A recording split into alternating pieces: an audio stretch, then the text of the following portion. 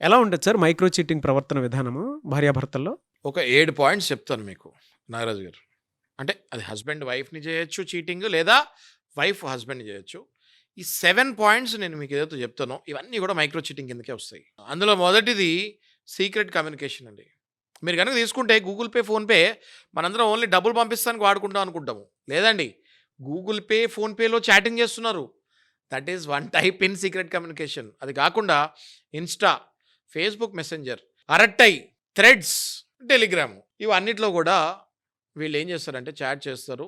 మళ్ళీ వెంటనే messages disappear పెడతారు, లేదా చాట్ డిలీట్ చేస్తారు.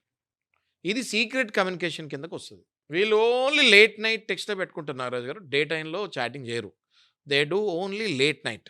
టోటల్ డిలీటెడ్ చాట్స్ ఉంటాయి నాగరాజు గారు. ఏ మెసెంజర్ చూసినా కూడా అన్నీ ఖాళీగా ఉంటాయి. బ్యాకప్ కడితే ప్రతి మెసేజ్ కూడా మళ్ళీ మనం రివర్స్ చేయొచ్చు. రెండోది నాగరాజు గారు ఎమోషనల్ డిపెండెన్సీ. అంటే ఎలా ఉంటారంటే వీళ్ళేదో అవతలోళ్ళు వీళ్ళని హిప్నోటైజ్ చేసేసినట్టు. ఇంట్లో వ్యక్తి ఉంటారు. కానీ మనసంతా అక్కడే ఉంటది. ఫర్ ఎగ్జాంపుల్ ఏదైనా చిన్న గుడ్ న్యూస్ వచ్చిందనుకోండి. ఏదో టీవీ పెట్టారు, ఏదో బ్రేకింగ్ న్యూస్ వచ్చిందనుకోండి. వెంటనే వీళ్ళ చేతికి ఫోన్ వచ్చేస్తది. పక్కనే వైఫ్ ఉంటది, మర్చిపోతారు. వెంటనే చేతికి ఫోన్ వచ్చేస్తది, ఫోన్ చేస్తారు. హలో, ఇప్పుడే ఈ న్యూస్ వచ్చింది తెలుసా? హలో, ఇప్పుడు ఇది అయింది తెలుసా? పక్కన నుంచి వైఫ్ ఇలా చూస్తుంటది. నాకు చెప్పలేదేంటి అనేసరికి వాడికి కూడా అర్థం కాదు. అంత డిపెండ్ అయిపోయాను నేను. అయ్యో, పక్కకెళ్ళి మాట్లాడాలి కదా, నా వైఫ్ ముందే మాట్లాడేశాను. అదే వైఫ్ పాయింట్ నుంచి అయితే ఎలా ఉంటుందండి? అయితే ఇది నేను చెప్పింది అబ్బాయిలు కాబట్టి కొంచెం ఎక్సైటెడ్గా చెప్తారు. వైఫ్స్ అయితే కొంచెం సున్నితంగా మెసేజ్ అంటే వెంటనే. అంటే హస్బెండ్ చూస్తుంటాడు, ఏంటి అంటే ఇలా మళ్ళీ ఫోన్ ఇలా పక్క పెట్టేస్తారు. అంటే వైఫ్ రియాక్ట్ చేసే విధానం అది. ఒక మగవాడు రియాక్ట్ చేసేది అలా ఉంటుంది. ఒక ఆడవాళ్ళు రియాక్ట్ చేసేది ఇలా ఉంటుంది. అహింస అంటే హింసించకూడదు.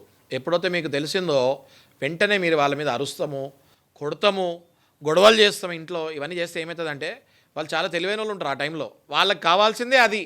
వెంటనే వాళ్ళు రికార్డింగ్ చేసేస్తారు. ఇదిగోండి మా వైఫ్ ఇట్లా బిహేవ్ చేస్తుంది, అందుకే నేను ఇట్లా ఎఫ్ఐఆర్ పెట్టుకోవాల్సి వచ్చిందని. కాబట్టి మీరు అదే వైఫ్ అట్లాంటి అయితే? వైఫ్ అయినా హస్బెండ్ అయినా సేమ్. వైఫ్ అయినా హస్బెండ్ అయినా సేమ్. నేను చెప్పేది మీకు పర్టికులర్ జెండర్గా చెప్పట్లేదు నేను. ఇది కామన్.